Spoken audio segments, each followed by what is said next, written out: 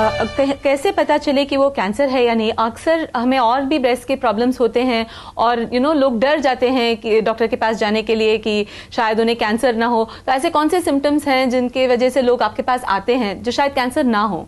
तो बेसिकली हम ऐसे देखते हैं कि 80% ब्रेस्ट के लम्प्स यंग पेशेंट में कैंसर के नहीं होते हैं, जिसे हम कहते हैं बिनाइन ब्रेस्ट डिजीज। उसमें सबसे कॉमन है फाइब्रो एडिनोमा, जो एक गांठ रहती है जो कैंसरस नहीं रहती है लेकिन वो ब्रेस्ट में घूमती है, जिसे हम इंग्लिश में कहते हैं कि breast mouse in the breast. तो वो घूमती रहती है। ऐसी कोई गांठ हो तो इसका मतलब ये है कि ये ब्रेस्ट कैंसर डेफिनेटली नहीं है।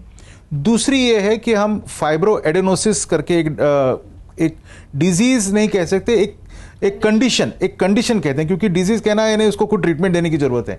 तो इसमें एक साइक्लिकल हर पीरियड के पहले 4-5 दिन ब्रेस्ट की सूजन बढ़ना, ब्रेस्ट में गांठें लगना, और जब पीरियड्स आते हैं वो अपने आप कम हो जाना, इसे हम फाइब्रो एडिनोसिस कहते हैं या फाइब्रोसिस्टिक मैस्टाइटिस कहते हैं, फाइब्रोमायल्जिया कहते हैं। अलग अलग नाम है, अलग अलग लोगों के पास जाएंगे तो अलग अलग आपको नाम मिलेंगे। तो इसके लिए ट्रीटमेंट क्या होती है? बेसिकली रीअश्योरेंस कि आपको कैंसर है नहीं। जो भी ट्रीटमेंट, जो भी पेन होता है, एक तो ब्रेस्ट कैंसर में पेन नहीं होता है, ब्रेस्ट लंप में पेन नहीं होता है। जो ब्रेस्ट कैंसर का लंप है वो पेनलेस है। तो अगर पेनफुल है तो ये ब्रेस्ट कैंसर है नहीं।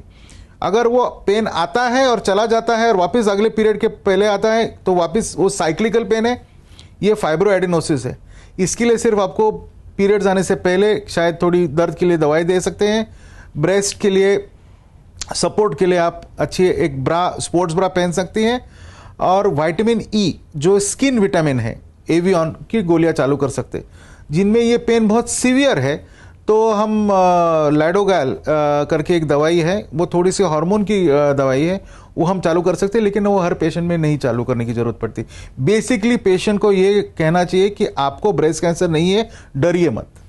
जैसे बहुत सारे आते हैं, स्पेशली यंग फीमेल्स जो होती हैं, कॉलेज गोइंग गर्ल्स आती हैं, जो डर जाती है कि उनकी चाची को, नानी को, किसी को तो ब्रेस्ट कैंसर था और जो रिसेंटली डिटेक्ट हुआ है पिछले महीने या कुछ, और फिर वो आती है कि हमें भी ब्रेस्ट में पेन हो रहा है। लेकिन फिर वही उनको पूछने के बाद समझ में आता है कि उनकी साइक्लिकल हिस्ट्री है, मेंसेस से रिलेटेड है ब्रेस्ट पेन। तो फिर जब हम सोनोग्राफी करती हैं, ऐसे लाइक 25-30 की एज ग्रुप में हम सिर्फ सोनोग्राफी करते हैं, तो उसमें हमें पता चल जाता है कि ये बिनाइन है, सिस्ट है। तो हम उनको रिएश्योरेंस देते हैं कि आपको इसमें कुछ करने की जरूरत नहीं है। हाँ, बट इसमें एक चीज़ ये है, जैसे डॉक्टर सावंत ने कहा कि फाइब्रोएडिनोमा होता है। फाइब्रोएडिनोमा यूजुअली बिनाइन रहता है, जिसमें हमें, जैसे हम टच मी नॉट लीजन कहते हैं कि हम उनको कुछ नहीं करते हैं, लेकिन जब जैसे वो मतलब वो रहेगा हमेशा उनके पास। काफ़ी बार vitamin E and all does work, लेकिन एट टाइम्स वो नहीं काम करते हैं, तो वो रहते हैं, वो जो लम्प्स होते हैं वो रहते हैं। तो ऐसे कंडीशन में आगे बढ़कर उनको बस स्क्रीनिंग करनी रहती है कि ये लम्प्स उतने ही हैं, उसमें कोई चेंज हुआ है कि नहीं हुआ है। जैसे उनको प्रेगनेंसी अगर रुक जाती है, may be after 5 years 6 years, अगर उनको प्रेगनेंसी रुक जाती है तो फिर उन्होंने ये देखना चाहिए कि ये लम्प की साइज वैसी रही है, बिकॉज ईस्ट्रोजन हार्मोनल सर्जेस होते हैं, एज सर्ज होता है एंड प्रेगनेंसी के साथ हार्मोनल सर्जेस होते हैं। तो इस वक्त हमें ये ध्यान रखना चाहिए कि ये जो गांठ है वो कहीं मैलिग्नेंट टर्न तो नहीं हो रही। तो जैसे कि आपने देखा, ब्रेस्ट कैंसर से डरने की कोई जरूरत नहीं है। जितना जल्दी हो सके अगर आप ट्रीटमेंट के लिए जाएं, स्क्रीनिंग के लिए जाएं और सही ट्रीटमेंट पाएं, तो आप ब्रेस्ट कैंसर को डेफिनेटली ट्रीट कर सकते हैं और एक अच्छी जिंदगी बिता सकते हैं। आपके बच्चे भी हो सकते हैं, और अगर आप ब्रेस्ट को बचा पाए तो आप उनको ब्रेस्ट फीड भी कर सकते हैं। ऐसे और वीडियोस देखने के लिए हमारे चैनल को सब्सक्राइब करना ना भूलें और नीचे वाले लिंक्स पे क्लिक करें for more information on breast cancer. Thank you for watching.